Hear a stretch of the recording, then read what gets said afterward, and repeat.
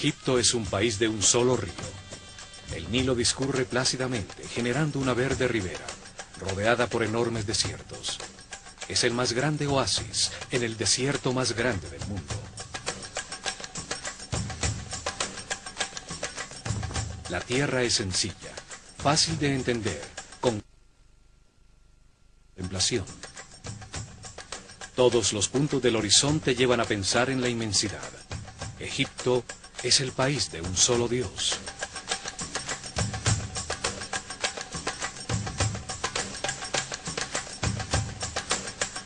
Allí, durante miles de años, se gestó una civilización que vivió en paz y armonía, sin salirse de sus límites naturales para tratar de imponerse a otros pueblos, dedicada por completo al perfeccionamiento espiritual. La imagen que se ha construido de esta civilización apenas deja ver la luz de sus logros. Su lenguaje escrito permaneció incomprendido por milenios. Solo se ha decodificado su nivel más básico, el de los símbolos que representan a los sonidos del lenguaje. Existen niveles superiores, con símbolos que transmiten conceptos, no sonidos. Estos no han sido descifrados todavía. Las traducciones solo se basan en la parte fonética, o en el mejor de los casos, se interpretan de acuerdo a las creencias de los traductores. Los que creen que eran unos bárbaros primitivos, llegan a un tipo de interpretación, y los que creen que eran una avanzada civilización basada en lo espiritual, poseedora de tecnologías incomprendidas, llegan a otros totalmente distintos.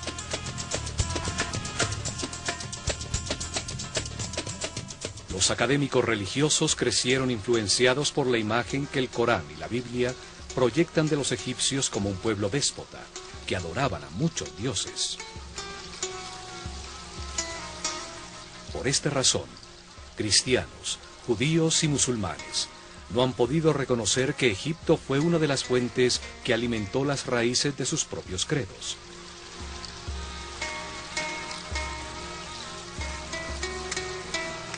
Esta imagen fue reforzada por la incorrecta traducción de la palabra Néter, como Dios o diosa, cuando en realidad significa fuerza o causa fundamental, principio divino, función que ordena al universo. Los Néters personifican atributos de Dios. Fueron una manera sencilla de explicar al pueblo que el único Dios responsable de la creación tiene distintas características. No significa que sean múltiples dioses. Un solo hombre puede ser un maestro, un padre, y al mismo tiempo un esposo, sin tener que ser múltiples personas. Son distintas características de un solo ser.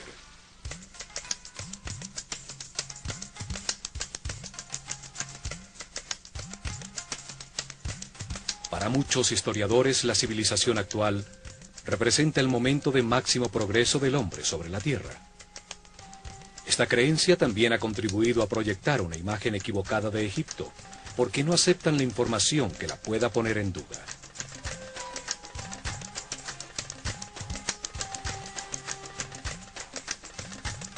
Aceptan solo parcialmente los documentos cronológicos de gobernantes egipcios que han llegado a nuestro tiempo, invalidando los registros anteriores al rey Menes, con el argumento que solo esa parte es un mito irreal. Los académicos racionalistas también han contribuido a tergiversar la historia egipcia, al no aceptar la existencia de la ciencia y la filosofía antes de la civilización griega, a pesar de que los grandes pensadores y matemáticos griegos encontraron las respuestas en Egipto. Todo esto ha proyectado una imagen equivocada de la cultura egipcia. Se les contempla con prejuicios, como a un pueblo primitivo e pocos templos y unas tumbas para sus faraones, muy grandes y resistentes al paso del tiempo.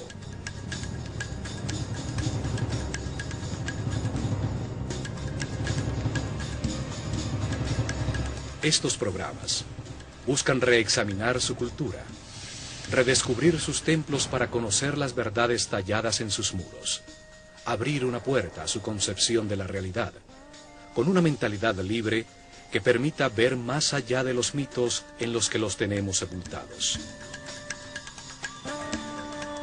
Los antiguos egipcios entendieron el universo, sus leyes, procesos y propósito de una manera coherente, lógica, analítica y racional, que es una herencia importantísima para el hombre que comienza un nuevo milenio.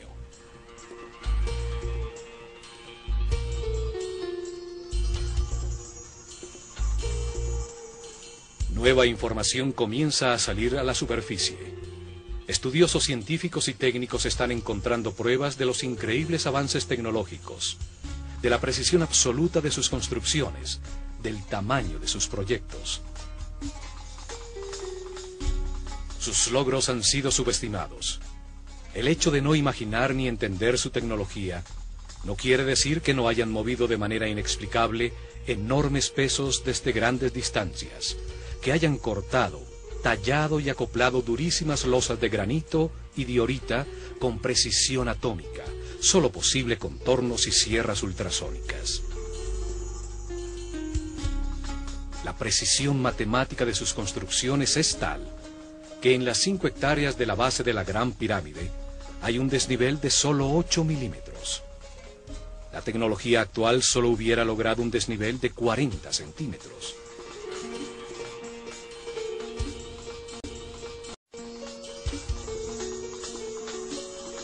Su sistema de medidas, basado en el hombre, dejó constancia exacta de las medidas del planeta, de los movimientos del sistema solar en la galaxia.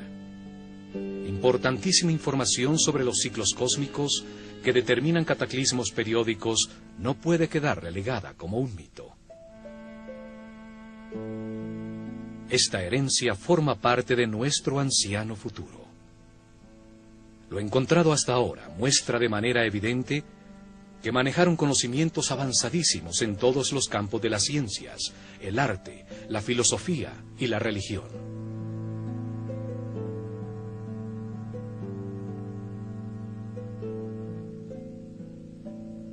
Conocimientos que forman parte de una herencia aún más antigua de un período desaparecido de la humanidad, el llamado Atlante, anterior al diluvio universal, al que sobrevivieron unos pocos sacerdotes que construyeron las bases de este ciclo que vivimos. La humanidad tuvo un gran desarrollo sobre la Tierra. Unos pocos sacerdotes científicos, previendo la catástrofe, se prepararon para sobrevivirla. A ellos se debe la aparición súbita, sin ningún período de evolución, de todos los conocimientos egipcios. Estos sabios estructuraron una cerrada casta sacerdotal. Se organizaron en templos para que sus sucesores guiaran al pueblo en un proceso de perfeccionamiento espiritual que perduraría por miles de años. Fueron llamados los sacerdotes de la escuela de misterios de El Ojo de Horus. Eran los depositarios del conocimiento, y su visión de la vida sobre la tierra como un proceso de perfeccionamiento espiritual para convertir un hombre casi animal en superhombre determinó el camino de los egipcios. Su manera de entender el progreso como una evolución en los conocimientos sobre el universo es invaluable para el hombre occidental, que ve el progreso como la adquisición de comodidades materiales. La Escuela de Misterios aceleró el proceso evolutivo de una serie de iniciados que recibieron información para entender el mundo dual en que vivimos, de contrastes extremos, de luz y oscuridad, de miedo y amor. Así pudieron entender que en las distintas vidas se experimentan en carne propia estos extremos, como resultado de las decisiones que libremente se toman, lo que permite compararlos y comprender qué es verdad. Cada vida es un paso necesario para añadir conocimiento. Los egipcios vieron al hombre como un modelo a escala del universo, que al entenderse a sí mismo puede encontrar verdades superiores, deducir aspectos de la realidad. Como es arriba, es abajo. Los sabios sacerdotes enseñaron que todo existe en una gran mente, que somos pensamientos de Dios, con la capacidad de crear en nuestro propio pensamiento. Todos somos aspectos de una única realidad. Todo es uno, uno es todo.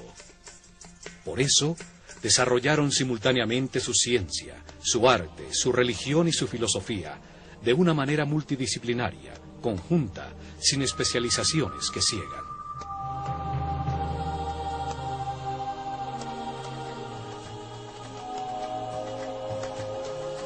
Vieron la creación como un acto consciente de un único Dios.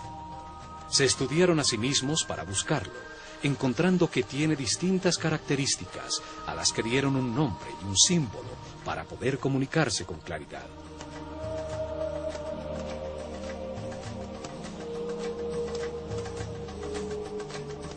Llamaron Atum, a la característica de Dios inmanifestado, cuando no ha creado el universo, y éste solo existe como potencia dentro de él.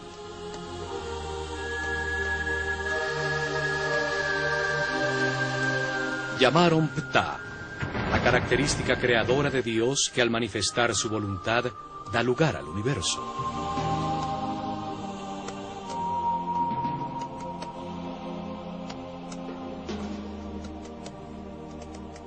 Llamaron Amón, a la característica de Dios que hace al hombre libre de crear en su propia mente a su propia imagen y semejanza.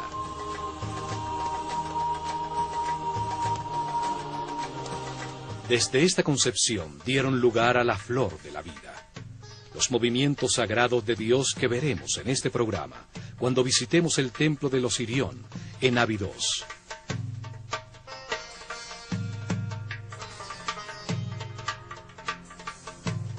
Los templos fueron instrumentos científicos de alta precisión para medir y registrar los movimientos de los astros. Su herencia nos dice que los astros determinan los ciclos del universo, los procesos que vive el hombre y la humanidad.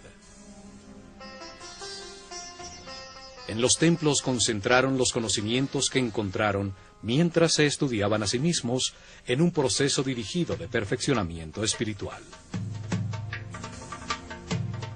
Allí desarrollaron simultáneamente las ciencias, el arte, la religión y la filosofía en un solo todo dinámico, pues creían que ningún aspecto de la realidad estaba separado del otro. Alrededor de los templos, guiada por seres muy evolucionados espiritualmente, creció una de las civilizaciones más incomprendidas y más avanzadas sobre la Tierra. Es hora de recuperar nuestra herencia.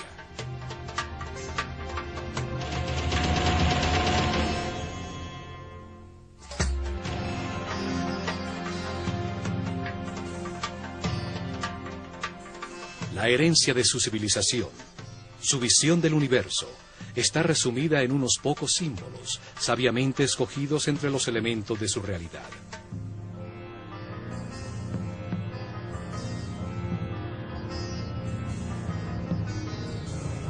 La utilización de una imagen simbólica tiene la ventaja que expresa un pensamiento de una manera muy simple, más allá del lenguaje, y su significado puede ser entendido miles de años después de haber sido dibujado, pues la imagen de un halcón o una postura humana nunca cambian.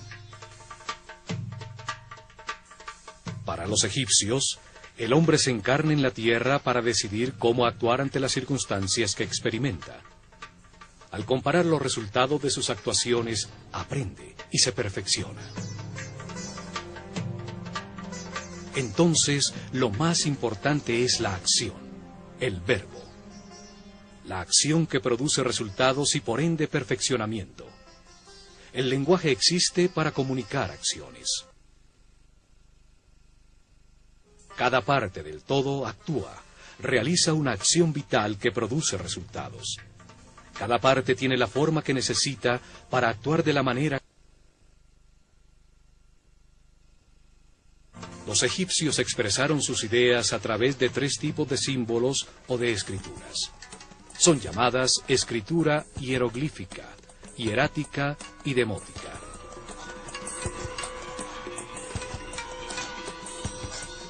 El primer tipo de escritura utiliza imágenes muy simples, llamadas hieroglifos. Hieros significa sagrado, y glifos significa imprimir. Así llamaron los griegos escritura sagrada a las tallas simbólicas egipcias. Los hieroglifos tienen distintos niveles simbólicos para comunicar. El más básico, simple y sencillo es el nivel de los símbolos fonéticos. Utilizaron 24 símbolos gráficos que eran asociados a un sonido, no a una idea. Forman el alfabeto egipcio. Era la escritura que daba forma al lenguaje del pueblo.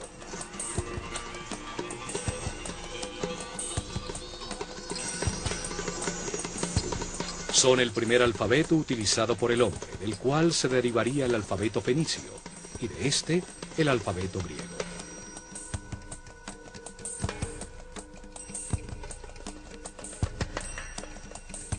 Podían escribir indiscriminadamente en columnas o en líneas horizontales, para ser leídas en cualquier sentido.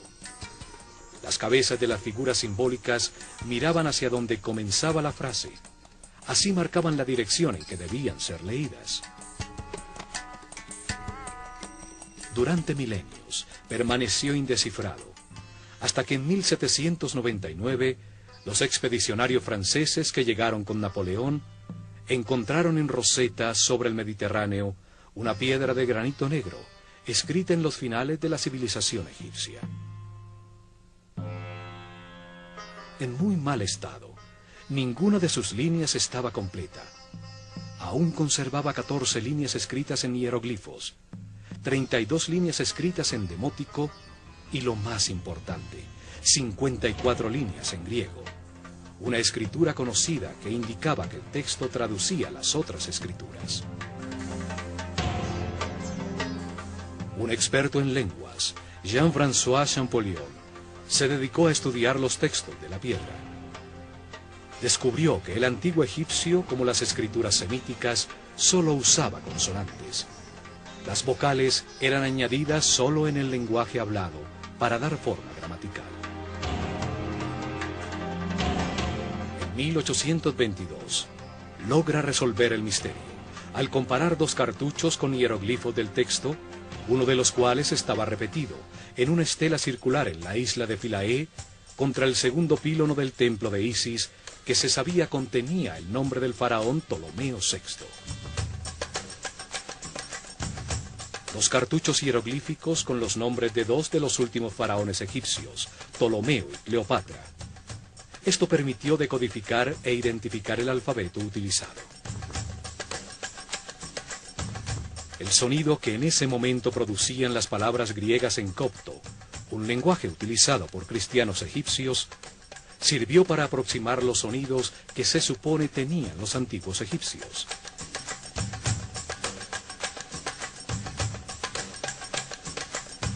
Así se logra descifrar el primer nivel con los 24 símbolos tallados hace miles de años. El nivel de su escritura, que solo utilizaba los símbolos fonéticos, no ideas.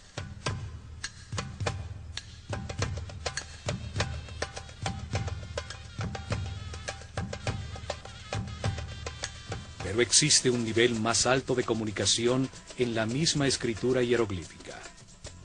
Más de 700 símbolos, bellísimas formas gráficas que dibujan la realidad, evocando en la mente acciones y conceptos.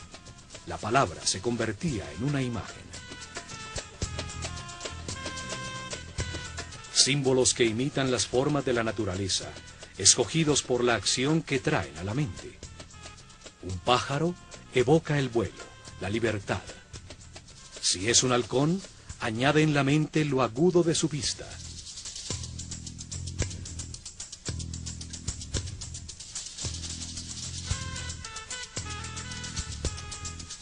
La figura de un ojo comunica la acción de ver. Cada símbolo está diseñado para revivir las experiencias que su forma le produjeron en la vida.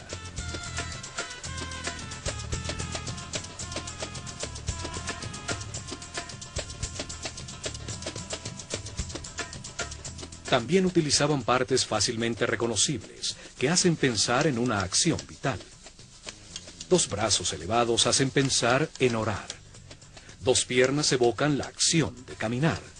Un brazo extendido, señalar. Dos manos entre una mano que alimenta, otra que arroja semillas, una jarra que vierte. Símbolos que retratan elementos fabricados por el hombre, que al ponerlos en acción producían un efecto. La herramienta comunica el tipo de trabajo que se puede hacer con ella. Un arado, un rastrillo, una red. Además de la escritura hieroglífica, existió una segunda forma de escritura llamada hierático.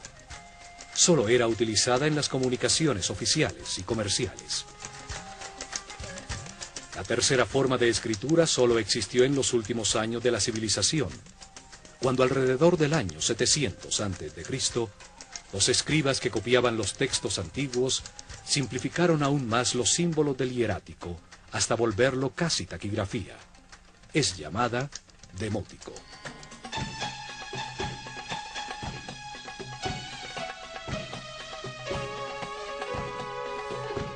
Nuevas interpretaciones están saliendo a la luz que permiten entender que los mitos y los símbolos utilizados por los egipcios son solo una forma fácil de comunicar conocimientos, de expresar conceptos sobre la realidad.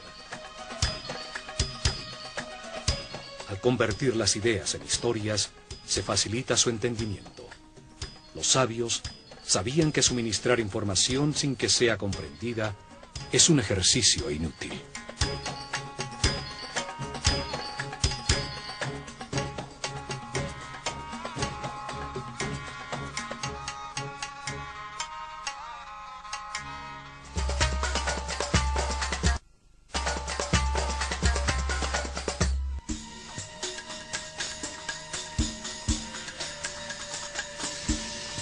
Hay 3 templos muy antiguos, de los comienzos de su civilización, realizados con la misma técnica constructiva.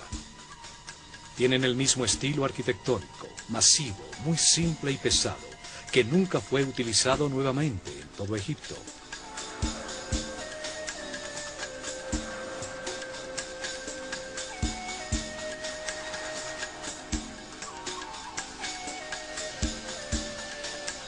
Dos se encuentran en Giza, el templo de la Esfinge, construido exactamente frente a ella, y a su lado sur, el templo del Valle, en ese momento frente al Nilo.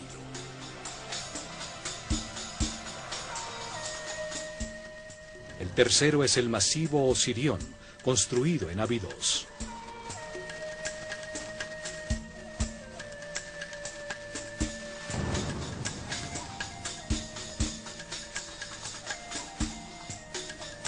Los 2 templos de Giza están construidos con enormes bloques que retiraron para darle forma al cuerpo de la Esfinge. Solo estos templos en todo Egipto utilizaron unos bloques tan enormes, una forma masiva, ciclópea, cerrada totalmente hacia el exterior por enormes muros de piedra, con 2 accesos simétricos frontales hacia el exterior. El peso promedio de los bloques utilizados en su construcción es de 50 toneladas. Debían poseer una técnica constructiva que facilitaba la utilización de bloques tan grandes como una casa.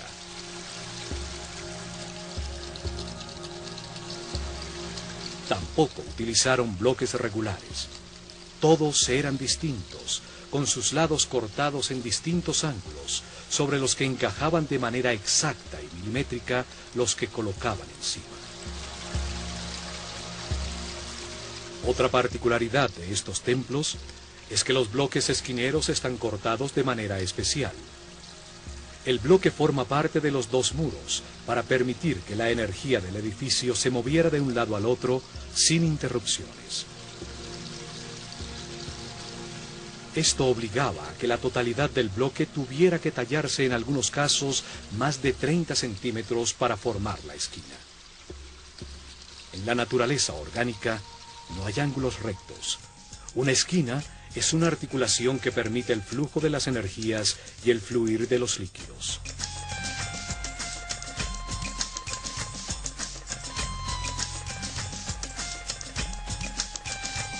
Estos templos tenían un salón central, con una cubierta de piedra sostenida por gigantescas columnas colocadas simétricamente. Formaba una gran terraza superior que dominaba toda la planicie.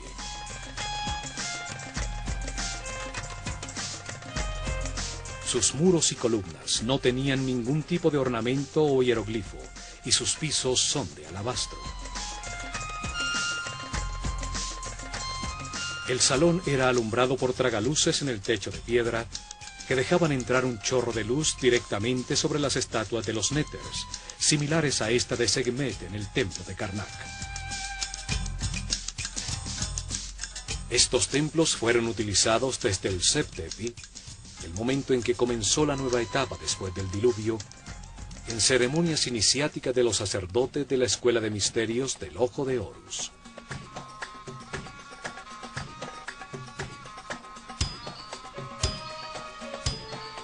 Los días del equinoccio, sobre la terraza del templo, a la altura de los ojos de la esfinge, se colocaba la barca de oro.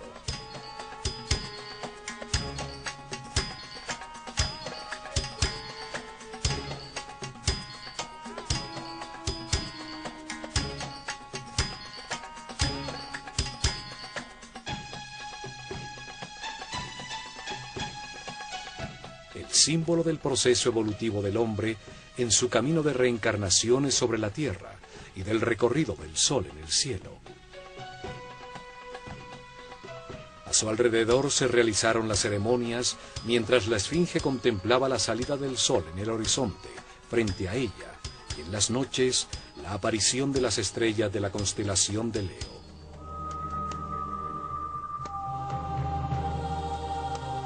Cuatro razones se dan para afirmar que la esfinge y estos templos fueron construidos por el faraón Kefren. La primera es que en el templo de la esfinge se encontró enterrada, cabeza abajo, la famosa estatua de Diorita negra de Kefren con un halcón en su cuello. La segunda es que se afirma que la cara de esta estatua es igualita al rostro de la esfinge.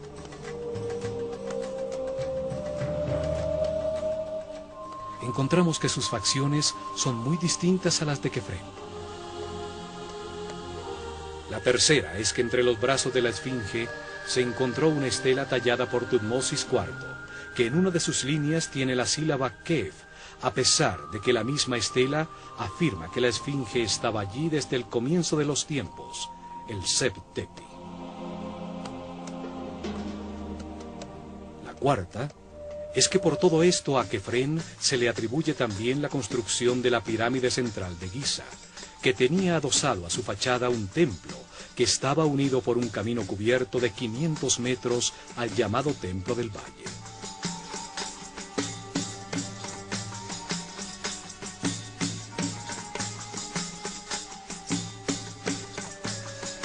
Sin embargo, la piedra de los muros de estos templos es del mismo tipo del bloque monolítico de la esfinge, seguramente de los sobrantes de tallarla.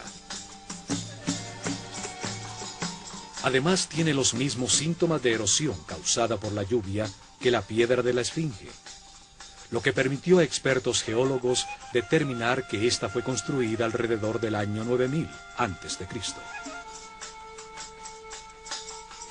Seguramente el faraón Kefren renovó el antiguo templo forrando por las dos caras con losas de granito los masivos muros ya deteriorados por la erosión.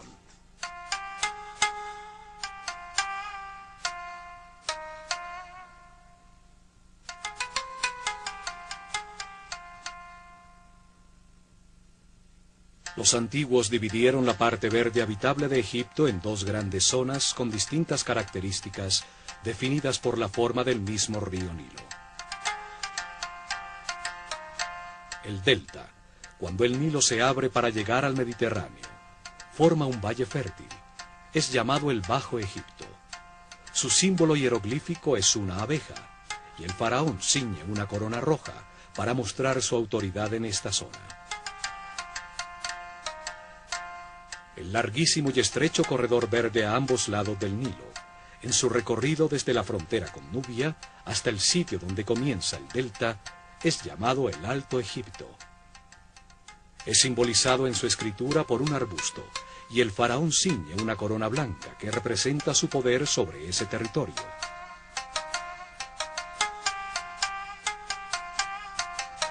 La historia aceptada de Egipto comienza con la unificación de estas dos zonas de Egipto bajo una sola corona blanca y roja, lograda por el faraón Menes, el fundador de Memphis, ubicada en la confluencia de las dos zonas.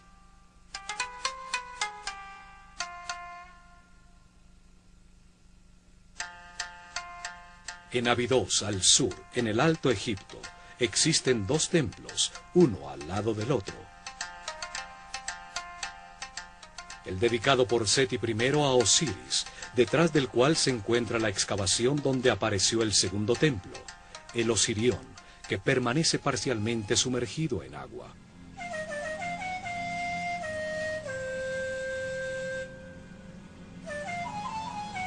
El nivel freático impidió los trabajos de restauración, pues el agua fluía dentro del templo más rápidamente que lo que las bombas podían sacarla. Se estima que fue construido en la cima de una colina alrededor del año 9000 a.C., cuando el nivel freático y la superficie del Nilo estaban 10 metros más abajo.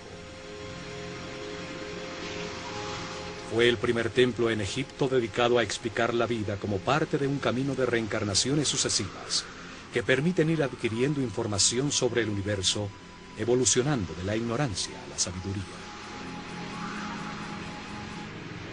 Su masiva arquitectura sin ningún tipo de jeroglifos, con losas y piedras supremamente pesadas y de corte muy grande, es muy similar a los templos frente a la Esfinge. Enormes bloques irregulares, todos distintos entre sí, con cortes que asombran por su precisión, juntas de construcción y exactitud de ensamblaje.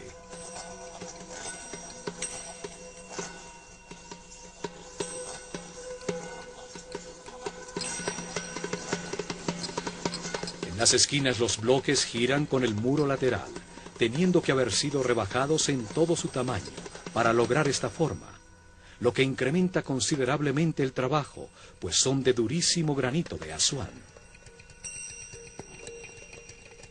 Todo esto implica una técnica constructiva desaparecida, en una época en que supuestamente no existían las herramientas para producir esos cortes tan precisos, mover esos bloques tan pesados o ensamblarlos con tanta exactitud.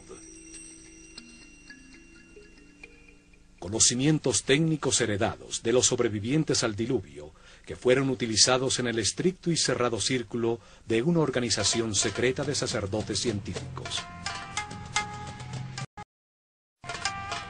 Las técnicas o herramientas utilizadas nunca fueron puestos a disposición del pueblo en general, seguramente porque era muy peligroso entregarlos a mentes primitivas con emociones y pasiones descontroladas, o porque la única manera de utilizarlas era estando en perfecta armonía con el universo, por su característica sónica o psíquica, y no mecánica como las desarrolladas por el hombre actual. El templo tiene una forma rectangular con una plataforma rodeada de agua, elevada en su centro, a la que se accedía por escalinatas a lado y lado, ahora difícilmente visibles por el agua. Su forma simboliza el montículo original que emergió cuando las aguas se replegaron, después del diluvio universal, donde desembarcaron los sabios para comenzar la nueva civilización en Egipto. Este templo conmemora el Seb Tepi, el tiempo para dar comienzo a una nueva civilización dedicada al perfeccionamiento espiritual. 10 masivas columnas de piedra, cada una cortada de un solo bloque de granito rojo, con un peso mayor a 100 toneladas, soportaban unos masivos pórticos sobre los que se apoyaba un techo de piedra. Alrededor del canal de agua, 16 santuarios albergaron en su momento a los símbolos sagrados. Hoy se encuentran sumergidos en agua estancada.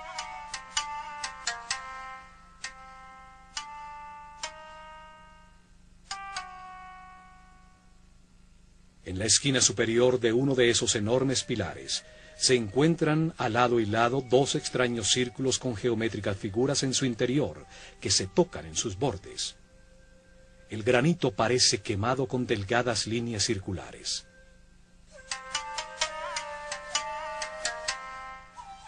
Se trata de la flor de la vida, un símbolo de geometría sagrada egipcia que muestra los movimientos iniciales de Dios para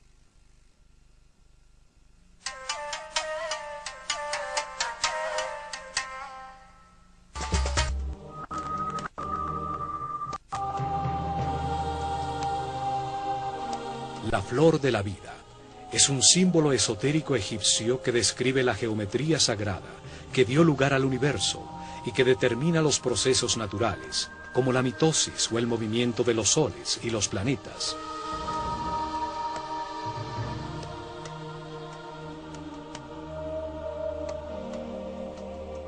Una forma que conceptualiza a la vida como un proceso en el tiempo, el contenedor de los ritmos, de las horas, los días, los meses, los movimientos de los cuerpos celestes, durante los cuales la idea toma forma, la semilla germina.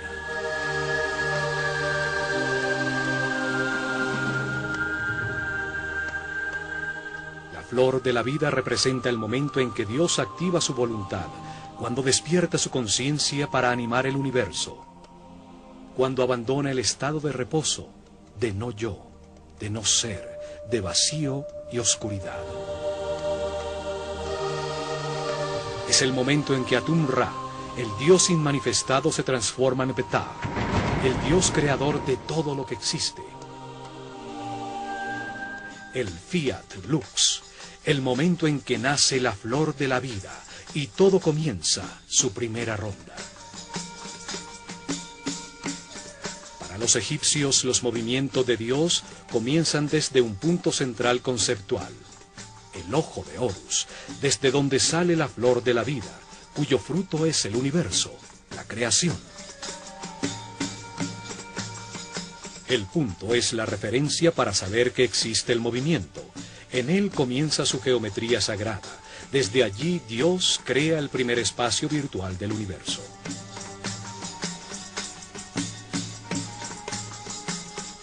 Lo hace proyectándose hacia afuera, como un punto que avanza hacia adelante, repitiéndose a sí mismo, formando una línea recta, la forma masculina. Es el Dios Padre que manifiesta su energía y su información. Su voluntad activa es transformada por el Dios Madre, la sustancia infinita que gesta en su interior una respuesta. El Dios Hijo, que regresa con la percepción de un plano virtual reconocido.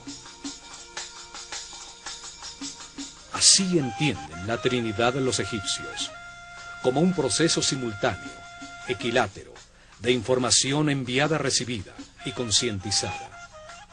Por eso el triángulo equilátero es la base del tetraedro, el primer sólido puro, forma masculina primaria de todo lo creado. El proceso se multiplica en el tiempo y en el espacio, hacia adelante, hacia atrás, hacia arriba y hacia abajo, a la derecha e izquierda. Así, Dios genera un espacio virtual referenciado en sí mismo. Simultáneamente, al girar ese volumen percibido alrededor del punto de principio femenino, la esfera, un espacio pasivo, sin tensiones, con todos sus puntos referenciados al centro, al ojo de Horus. La esfera es la placenta que contiene todo, es la sustancia para todos los volúmenes y formas, es una expresión de unidad, de totalidad e integridad. Ninguno de los puntos en su superficie es más importante que el otro, y a todos se llega de igual manera desde su centro de fuerza, energía, que los origina a todos.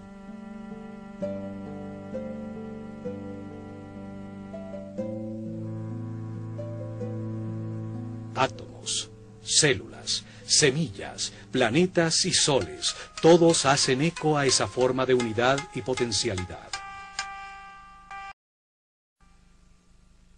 La La primera esfera virtual contiene los 5 modelos de poliedros regulares, sólidos con todos sus lados y ángulos iguales. Son llamados los sólidos platónicos, en homenaje a Platón, quien aprendió la flor de la vida de maestros egipcios.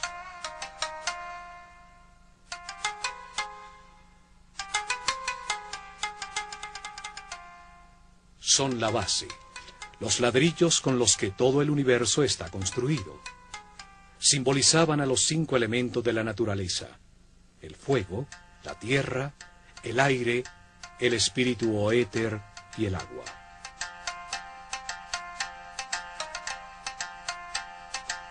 Así Dios comprendió, creó y percibió, desde su centro de fuerza y energía, el primer espacio finito que simboliza a la tierra dentro del infinito, el cielo.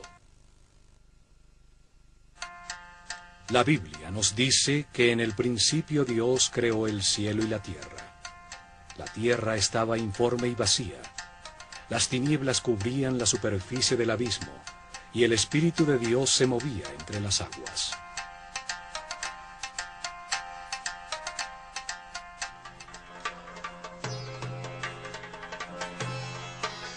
Realiza entonces su primer movimiento, desplazándose desde el centro de la primera esfera conocida hasta llegar a su borde, a la membrana o perímetro del espacio.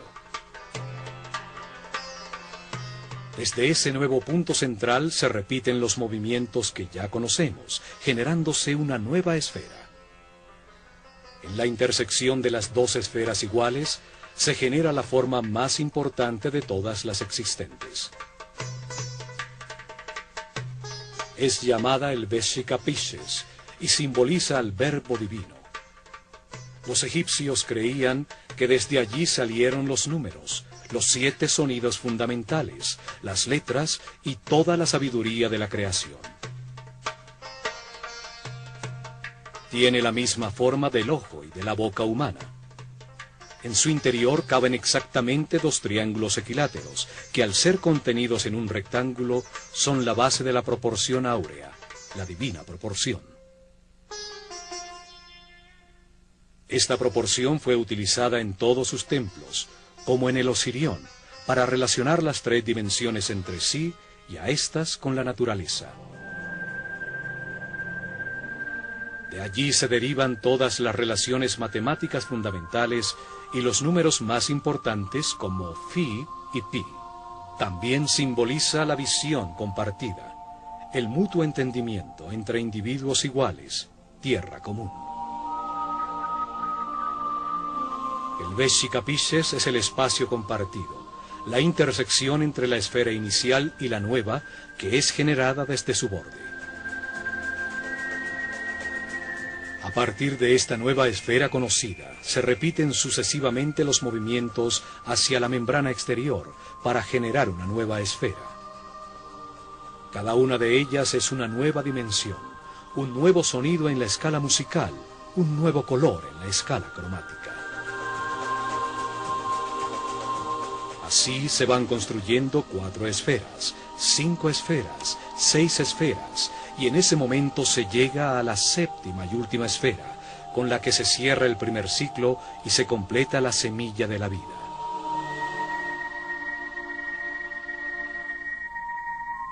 Siete esferas, 7 días de la creación, 7 notas musicales, 7 colores espectrales, 7 capas de músculos tiene el corazón, 7 chakras, 7 sistemas de glándulas endocrinas.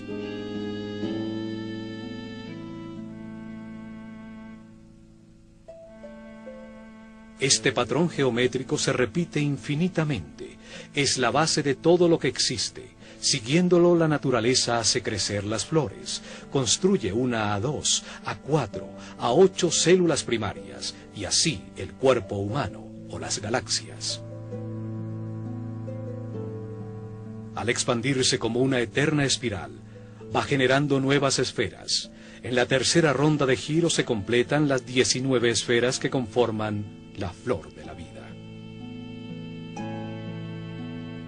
Este patrón geométrico toma la forma de una flor y es al mismo tiempo un proceso eterno. Contiene las armónicas musicales, las escalas de la luz, los patrones de crecimiento de los tejidos vivos.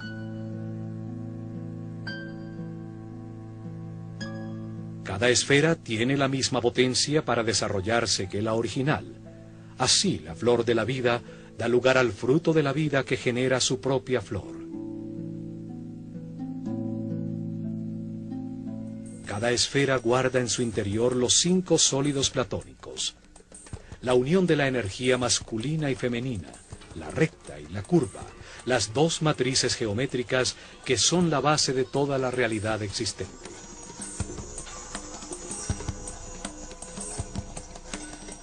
Los sólidos platónicos equiangulares y equiláteros conectan los centros de todas las esferas. Así aparece el tetraedro, el cubo, el octaedro, el icosaedro y el dodecaedro.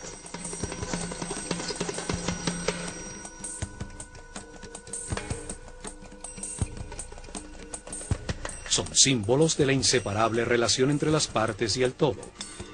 Forman un principio de unidad para toda la geometría de las formas existentes, sin importar su diversidad.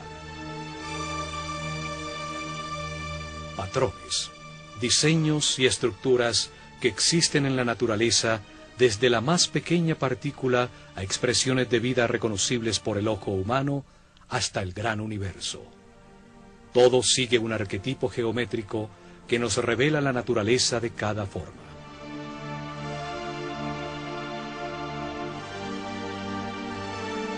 La flor de la vida revela que todo está conectado, que es inseparable y que es una unidad.